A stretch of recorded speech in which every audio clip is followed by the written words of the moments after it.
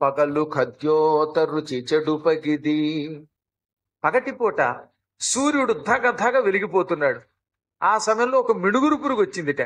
ఆ మిడుగురు పురుగు అంది, ఏం సూర్యదేవా, నాతో సమానంగా ప్రకాశించగలవా అందిట. సూర్యుడు ఎక్కడ, మిడుగురు పురుగు ఎక్కడా?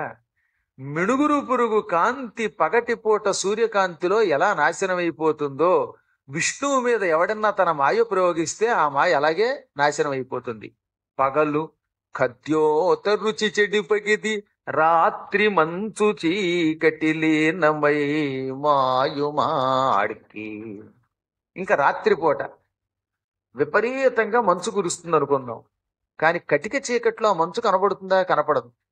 అమావాస్య, మంచి కటిక చీకటిగా ఉంది వాతావరణం. ఆ సమయంలో ఎంత మంచు కురిసినా మనకి తెలియదు. అదే తెల్లవారుజామునైతే లేక వెలుతురుంటే ఆ వెలుతురులో ఓహో ఇంత మంచు కురిసి